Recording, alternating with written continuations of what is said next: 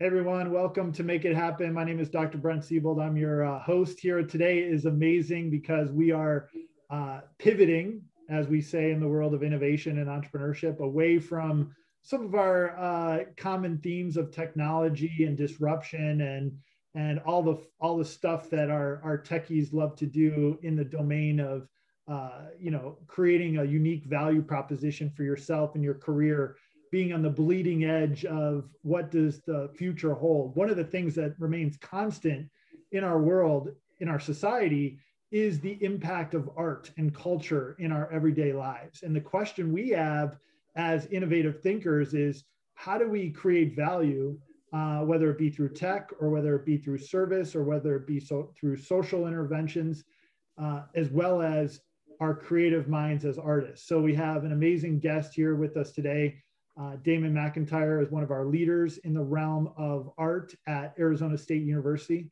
And he's got one of his collaborators, Matt Barrell, is with him today. So Damon and Matt, thanks so much for being here. Damon, we know you and Matt have an entrepreneurial mindset. We know you're constantly building and making new things and creating value in people's lives. So any tips and tricks you can share with this audience about how to harness that power of invention and creation and to hopefully have that be a tool within their tool belts as they move into their careers is what we're hoping to hear from you here today. So thanks for being here. Thank you. It's all yours. Excellent. So I'll introduce myself. Thank you so much for having me, and thank you everyone for attending. My name is Damon McIntyre. I'm an instructor in the ASU's Wood program in sculpture within the School of Art. Matt is one of our graduate student candidates. He and I have worked together and become friends over the years, so I thought he'd be a perfect complement to this conversation. What I'd start with is just one thing that I like to think about a lot, which is what is art? It's something I pose to students a lot, like, what does art mean to you? I'll write the word down and say, like, what does that mean to you? I've certainly spent a lot of time thinking about it. And in the end, I've kind of simplified it, maybe oversimplified it down to just one thing, which is communication. It's just one in an infinite array of varieties of ways that we communicate with each other. And to very directly address that, when I was young, all I ever did was make things. So from my earliest memories, I was always tinkering and making things. I wasn't necessarily drawing. I've met lots of artists that spent most of their time drawing. And years later, they tend to show this amazing gift or talent for drawing. But if you really look back at their history, you'll find that they had hours and hours and hours as young children drawing. And so I've always appreciated that. And it helped me to understand that I was always making. Clay was one of the first things that I got my hands on. It very quickly kind of evolved into model making, working with wood, building kites and rockets and Legos and building forts. And out of that, I became kind of the person in the neighborhood who was known for making things. So I share that with you because I've been reading a book by Malcolm Gladwell called Outliers, and he touches on lots of these points, which is, you might look at somebody and say, oh my gosh, they're just naturally gifted at this thing. But if you really look back, it's like their circumstances, a little bit of luck, and just their own spirit and energy kind of led them to where they were. So hopefully I'll try to condense a lot of this into a shorter conversation, but there's so much to share on every one of these topics. But I'll start from the beginning, which is I grew up in Cleveland, Ohio. One of 5 kids in a huge Irish Catholic neighborhood. Like, we were one of the small families. So in that, there was a lot of competition for ideas, a lot of competition for space and time, but a lot of creativity, a lot of creative energy. But if you wanted to be heard, it was really hard. People were always yelling and talking over each other. Our family, when we get together, there's 7 conversations going at once, and you just kind of pick which one you're going to pay attention to. And the conversation just evolves like that. So I tended to be shy. The way that I talked to people, the way that I would introduce myself to people and start a conversation was literally by sitting and tinkering and making something and then handing it to them. And that opened the door. So I had an intuitive understanding from an early age that making art or making anything was a form of communication. And for me, a really deep personal form of communication. So if you combine that with this other side of my life, which is, I tend to think our lives tend to be these two parallel tracks. And every once in a while, those tracks converge. And when they converge at moments in your life. And so another example from my childhood would be I inherited a paper route at the age of 9 from my sister because she was getting tired of it and she started babysitting and she didn't want to do it anymore. So it was pretty young for me to do that. But because of all these older kids in the neighborhoods, I think the younger ones tend to mature a little sooner. So they handed me this responsibility and I had to wake up every morning, which was tough. And then I had to go collect money every week. And that was difficult too. So I had to go and knock on people's doors. But I think in a sense, it was like the training that a salesman might get, like just getting rejections. I knew a lot of the people, so they would pay their bill for the newspaper that I delivered. But some of the people would literally hide. I knew they were home, but they wouldn't come to the door just to pay the $250 or whatever they owed.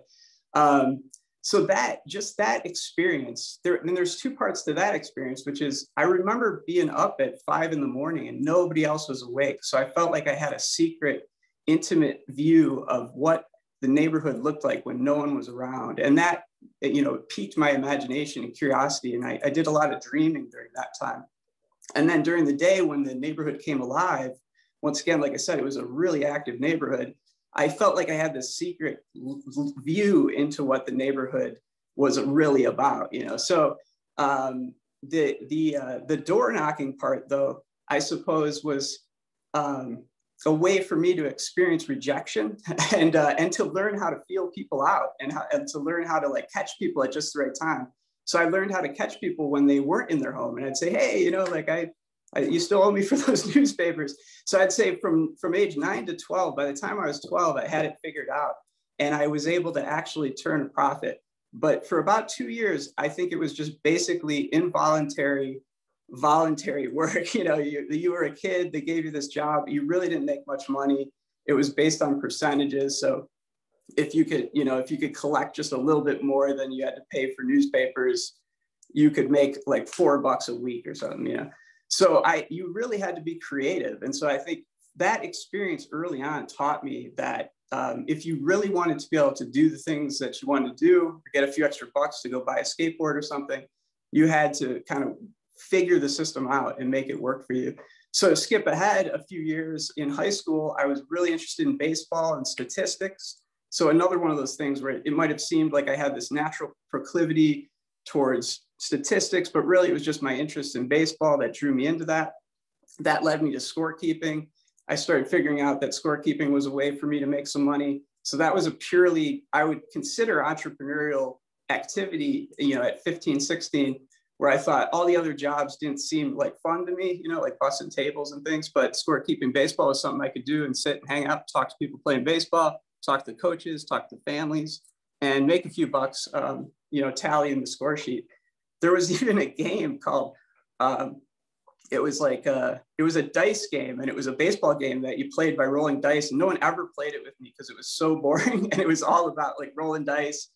Whatever red on the die would lead to whatever play was made, and you'd scorekeep basically. So all of those things converged on like how I ended up kind of making a living in high school. And all along the way, I was usually doing that in a way to be able to buy tools and supplies to kind of maintain my creative like extracurriculars and things. So skip to college, I was, in order to pursue a degree, I had to work. And so in working, the degree that I chose was computer science and computer animation. I was always interested in animation.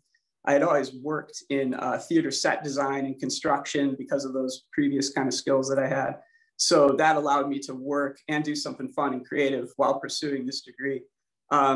And while I was doing that, I met somebody. I met a teacher, a mentor, and he was a woodworker and an artist. And it was the first time I think I was ever presented with the idea that you didn't have to do all these side hustles. So that old neighborhood where I was from, it was like everyone was always hustling and hustling and hustling, and there didn't seem to be one, thing that they were focused on. And I think this allowed me to have this glimpse into maybe like a calmer, more like long-term approach to a life's work, let's say. So after meeting my mentor and friend, he became a friend really, and this kind of evolved over time, but he was a teacher, he was a woodworker, he's an artist. I got to know him. It might seem like in telling the story and looking back that it was like, I met him and that changed my life, but really that took about 5 years of working with him, seeing how he worked, kind of understanding that it was like a long game, you know, in order to have a studio of your own. So that planted the seed that I wanted a studio. I really wanted a place of my own to work. I was always borrowing other people's facilities in order to make my work or make art. So that helped me to understand that it was possible. I continued on. I still didn't have the resources to have a space of my own. So even renting a space like a wood studio is kind of expensive. There's a lot of equipment. So I would just borrow them. So all the jobs that I found, like carpentry or set design or frame shops, they always had a shop that I could work in. So if I worked for them hourly, they would in return say, you can come in on the weekends and work here. So that was how I had access to studios. And then obviously then once I was confident enough, I knew that I could pursue it with a little more dedication. I entered grad school, and grad school offered me a studio and a space to work. So that's a whole kind of world in and of itself, because that was just another intense 3 years of just making art all the time. You have this like, you know, we have a huge audience, lots of feedback, which is what you definitely need, tons of feedback so that you have a good, clear idea of whether or not what you're doing works.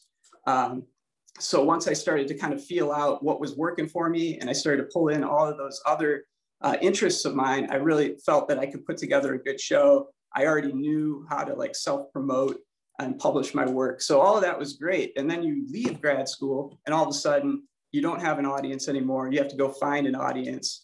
I didn't have a studio anymore. I had to go find a studio. So I went right back to those same skills that I built on, which was I would just find a place that had an equipped studio.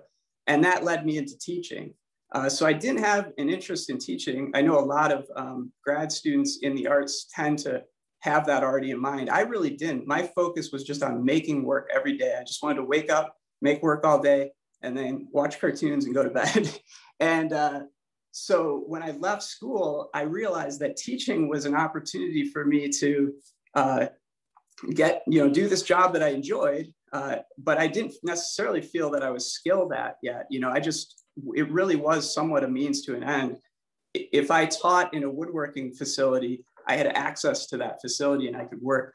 And I would say after doing that for about 3 years, I learned that teaching and the woodworking and the art were all completely interconnected and integrated.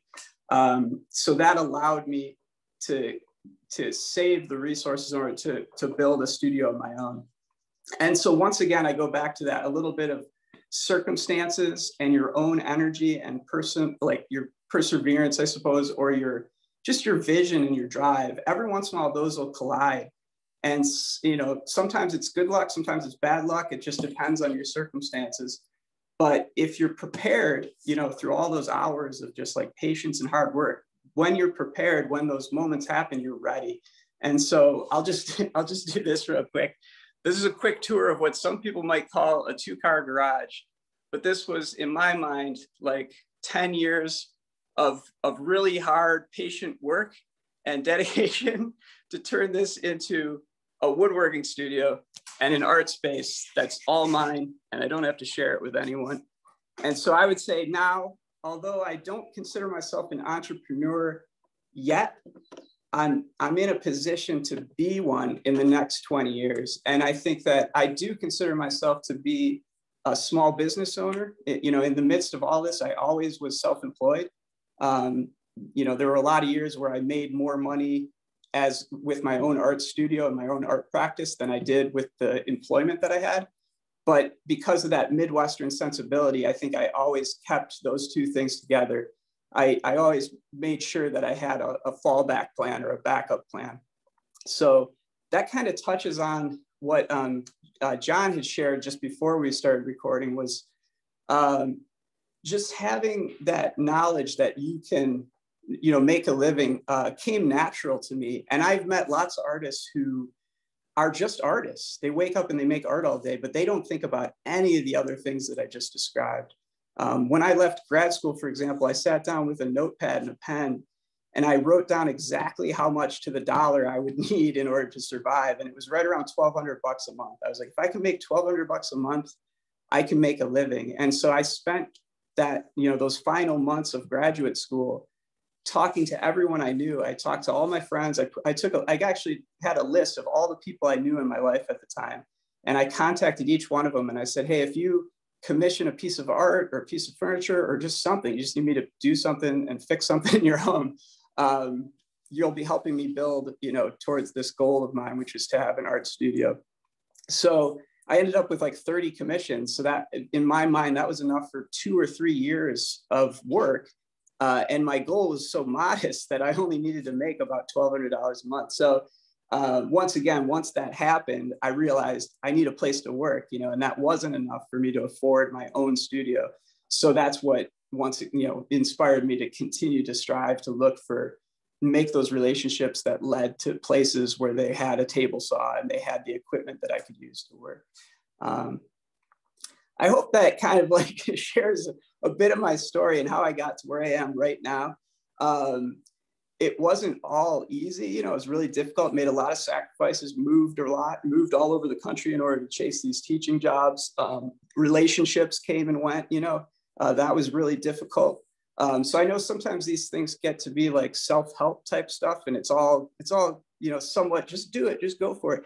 But in doing it, you'll find that you got to make some sacrifices along the way. It's not always easy, but what reassured me was now that I am where I am, I look back and I see all these people that I knew are starting to look up to me because they see that I carved out a space for myself. I literally created the world around me, and it's filled with creative freedom.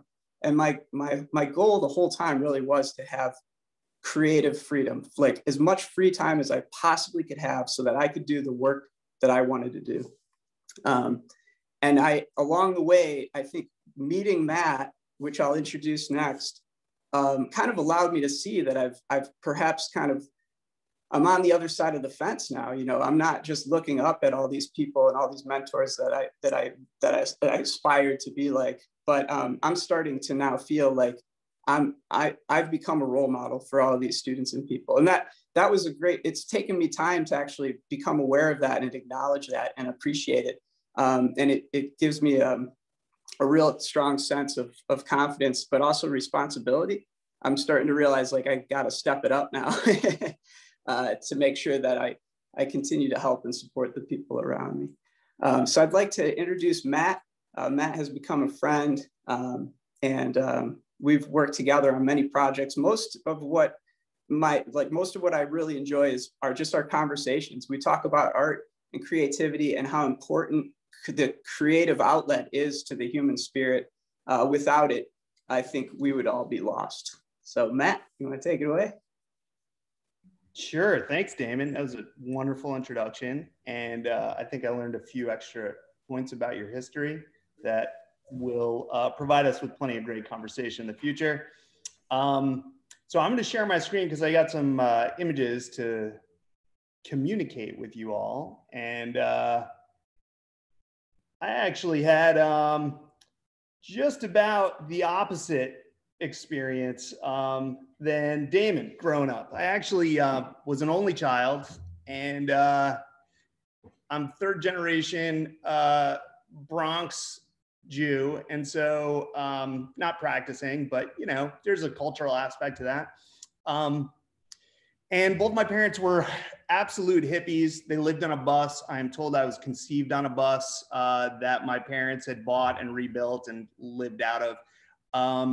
But they were both educators and academicians, which eventually led me kind of away from the creative stuff. However, growing up, every summer up until I was about 16, I spent my entire summer as an only child with no TV, no telephone in this little cabin in the woods in Vermont. There was nobody around. And as evidenced by the picture that you see there, I had to be really creative and creative within myself. I was Jacques Cousteau and a scuba diver in the middle of the woods where there was no water at all. And I think that, you know, there's different ways that people come to their sort of inner creative selves. For me, it was a lot of solitude in the woods. My parents also really allowed me to explore everything and anything in the forest. And, you know, from a young perspective, from a young point in my life, I had always been super fascinated by these repeated patterns that we see, which I later came to learn were basically fractal geometry and fractal dimensions that we could find, you know, really everywhere, which I'll talk more about how that is the main influence of my work now.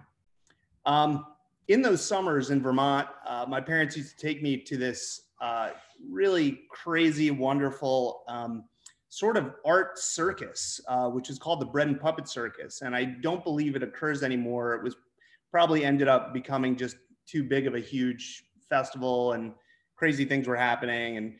But, you know, when I was young, it was this free, wonderful thing. And, you know, the circus would make all this amazing art and these huge, like, you know, these huge puppets that were basically human powered.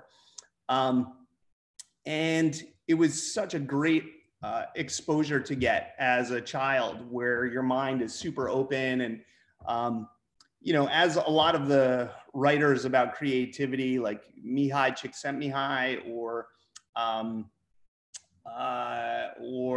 you know, Malcolm Gladwell talks a lot about this, about the inner experience. Daniel Pink, he's written some great books about creativity. You know, the child is the most open. The child's mind is the most open to thinking about all of these crazy, outlandish ideas. And I think it's always important to keep in mind that you're getting trained out of having all of those open ideas, because you learn about more and more rules as you grow and as you get older.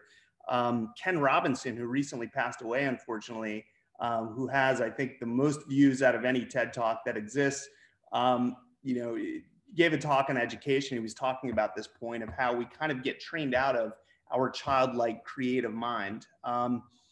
You know, a lot of this particular event that I attended every summer, that lasted for like 3 or 4 days, a lot of their events and a lot of their shows and sort of puppet shows, if you will, were really based on political issues that were current.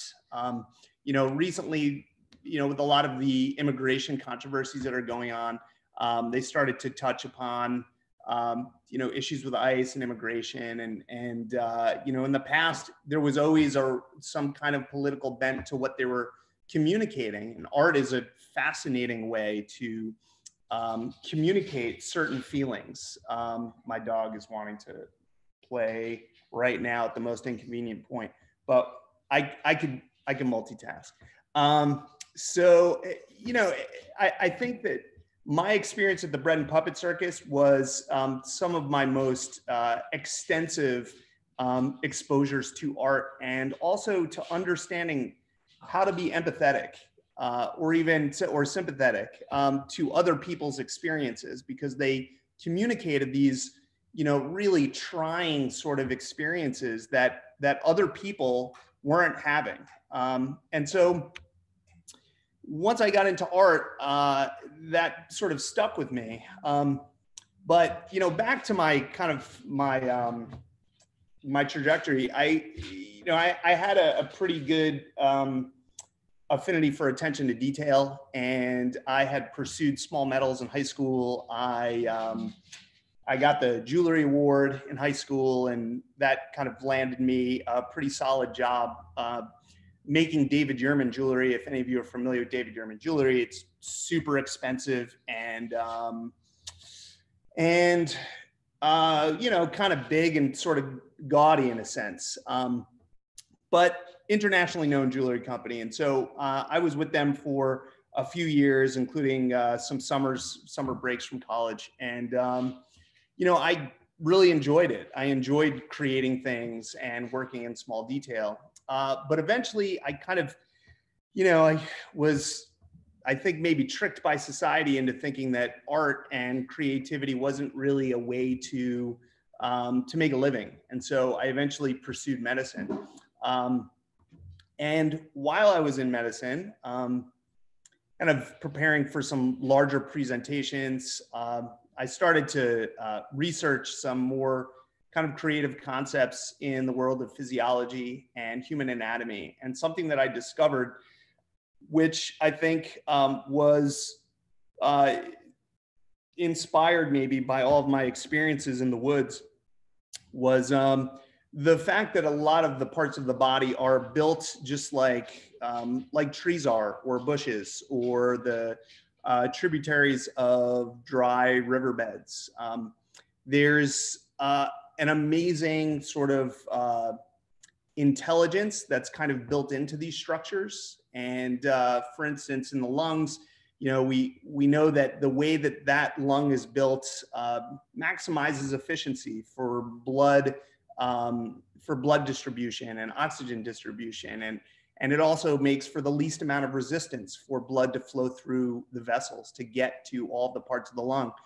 And so I thought, God, there's got to be something here that where there's a crossover where people aren't really talking about. They're not discussing this either in the art world or in the medical world. And I thought that there was something to be sort of pursued there. And that was the beginning of my trajectory out of medicine into art. And so I've been a physician for the past 20 years. I just retired my license at the beginning of 2021 to fully immerse myself in this new career. And it's working out well, as I said before, these concepts of fractals is just sort of a nice illustration of that particular point, where you see that the largest structure, which is really the definition of a fractal, is that at any magnification, the structure has the same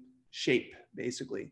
And so you could see at the largest structure of, an image of the lungs down to some of the smallest structures, it still maintains the same kind of branching, which is responsible for that efficiency of volume, blood volume distribution, oxygen distribution, et cetera. And so I felt that, there was something there. There was something that people found fascinating about nature, which is something that you don't really have to explain to people. When you look at this, smallest image of lung airways, you could see it just looks like a pair of lungs. And that's fascinating to all of us. Nobody quite knows why it was built like that, but it's proven, I guess, through evolution to be the most efficient way to create things. When we see that the body doesn't get constructed in that way, it is then considered diseased tissue. So, this is one of the reasons why we think that tumors that have this kind of abnormal vasculature versus normal tissue is the reason why, or at least one of the reasons why people who have cancer get very exhausted and are chronically tired, because their body is sort of efficiently working and circulating blood to, let's say, a large tumor. So there are other things that I started to notice because I think that the crossover of disciplines is where the beauty is. It's where the creativity is. There's influences of art in the work of Frank Lloyd Wright, who and there's also the influence, obviously, of nature. I mean, all snowflakes just kind of self-generate on a hexagonal pattern. Frank Lloyd Wright kind of exploited the presence of that repeated pattern that we find in nature, both by using right triangles as a building module for the Palmer House on the left, and then for the Wall House, he used a module of hexagons. And he was, not surprisingly, maybe one of the most influential architects that's out there. And I think that he's tapping into something that we are all experiencing kind of on a subconscious level. Some of the other projects that I or some of the earlier projects that I worked on were really based on this concept of creativity and play and tapping into that sort of the creative mind of the young person and bringing it to, to the adult world, to bring that concept of play back. This is a commission that I had landed through a friend who was in interior design and was familiar with this company that had a booth at a really big design conference. And they were like, hey, we want something interactive. And so I thought about all the interactivity and the creativity that children have. And I guess I didn't mention this, but I've been in pediatric medicine for 20 years, not just general peds, but, or not just general medicine, but pediatrics in particular. And so that afforded me a lot of exposure to to the mind of a child, and the mind of a child is totally open. It's not restricted by, by rules, by creative rules. And so, I built these two sort of interactive puzzles. It went over really well. The commission was a great first commission to get. And I was able to kind of pull in my medical background as well as my interest in fractals to kind of design these really big block puzzles that I'm sure are reminiscent of things that you played with as a kid. Then I started to pursue, creating things out of wood because I thought it was a really beautiful organic material. And there's a lot of it around if you know where to look. And I started creating structures that were built off of, these very basic modules, not unlike Frank Lloyd Wright was doing with a lot of his buildings. I had applied to a biomimicry exhibition at the Tempe Center for the Arts. And I actually applied for their residency. I didn't get the residency, but from some of my concepts and my work in my application, they said, well, we'd like some other structures to be built in there. So would you be interested in building a structure in there and that represents your interest in the crossover of fractal design and geometry and art? I said, yeah, absolutely. And so I built this structure. It's pretty big. It's about 5 feet by 3 feet. And then I started to play with different aspects of the geometry and making other shapes that, when combined, make completely different kinds of trajectories in those basic geometric shapes. I also have been doing a lot of studying in the background of how humans respond to natural patterns. I started studying some illustrators who really mastered the ability via Selmans, who's quite adept at reproducing natural movement with just pencil or pen and ink. I started reproducing or attempts to reproduce natural patterns that I saw out in the real world. And eventually I kind of came up with how am I going to reproduce that experience of staring out at a body of water and being mesmerized by that, because most people seem to enjoy that experience. And I sort of wanted to know why. I don't know if I've figured out exactly why. I have figured out, I think, how to create that movement and create that mesmerization and to kind of bring it back into the art studio. So I figured out how to take some panels and I used the basic organization of an automotive cam, and that is sort of illustrated here. There's about 170 or so panels there, and here it is in some kind of action just to give you an idea of the movement.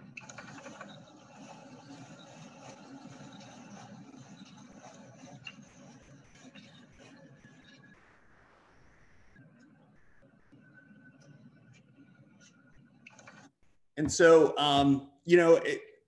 that's just one of the kinetic pieces that I've made. What I am attempting to do is communicate that experience. And I think, like Damon said before, that art is a grand form of communication that, art and design and even beautiful engineering, the way that machines work can be really transferred into, I think, any discipline. There are a few other things, that I had obtained as far as commissions and trying to make this, an official career for myself is to apply to every single thing that came across my email, which is, this was a really basic sort of side small commission where the School of Law at ASU was looking for somebody to build some art, and some sculpture for this event that they had.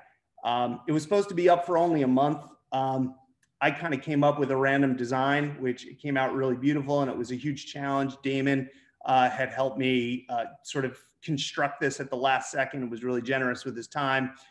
There's to give you a little bit of scale. I installed this on March 6th of 2020. And if you remember what happened around March 6th of 2020, the apocalypse hit. And so that actually got a shelf life of about 6 months in that little foyer of ASU's law school. So I was really happy about that because I put so much work into it. I had to come up with different ways to build and make those connections. So I had to contract out somebody to do some laser cutting for some steel plates to keep things together. This is another piece that's also based on repeated patterns and fractals. It was another sort of small side request for proposals to put up some sculptures at Mirabella, which is the new big building right next to ASU. And so this is now, hopefully, I'm still waiting to hear back, but hopefully will be a permanent piece that will remain at Mirabella. And so what I've been finding is that, if you continuously apply to every opportunity that exists, you get at least some of them. And then you have more and more stuff to basically pack your resume with, so that when you apply to something in the future, they look at your resume and they're like, oh, this person has so much experience. All these other people trusted this guy or this girl with, with their wall. I mean, Glendale City Hall was a wonderful opportunity. And, I had applied, I showed them some pictures of some of my work, and they said, we'll give you, it was, I think, 90 or 100 applicants, or only 10 finalists. And I was one of those 10. And so I landed the only interior job, which was at Glendale City Hall. This is still up. It'll be up for a total of a year, again, based on kind of random fractal patterns. And so, another thing that I just wanted to mention about, the idea of making art and developing skills, like really detailed skills within the world of woodworking, is that you could then kind of, sell yourself in other areas. And so as sort of a side hustle in my neighborhood, where I had my entire shop in my garage, I've since moved, but everybody saw me working on my projects constantly. And so one of my neighbors had actually come over and said, hey, can you build me like this big crazy feature wall, and can you build me this huge sliding barn door? And I was like, oh, I never did either of those things. And so, as per usual, I ran to Damon. I said, Damon, how do I do this? And Damon said, real easy. You do this, this, and this. If you got the wood skills, you can make it happen. And so, so now I have, about 2 or 3 more commissions with this same person. I have commission requests as far as building kind of these sorts of interior aspects of the home for a few other of her neighbors. And so really it's a matter of accumulating experience in any way that you can. And there's also a little bit of fake it till you make it. It may be very different in the engineering world. I'm not totally sure, but I do know that in my experience, what I think sort of sets me apart from the rest of the art world is that I have a medical background and a scientific background and some kind of understanding of how humans appreciate art and what happens within the body when humans interact and experience beautiful things. So that's, I think, that's the end of my slides. I'll switch the sharing here. Let's see. Thank you Thank you so much, Matt. That was a great tour and some really compelling pieces there and some great takeaways for the group. And Damon, really appreciate you inviting Matt and being a part of our Make It Happen series. Got some great takeaways. And like I said earlier, it's always great when we have a group of innovative students who are always willing to look at the process of creation and value creation and innovation through all multiple lenses, including those of talented artists like the both of you. So on behalf of all of our Make It Happen participants and audience, thank you both for being here. Really appreciate it. Thanks.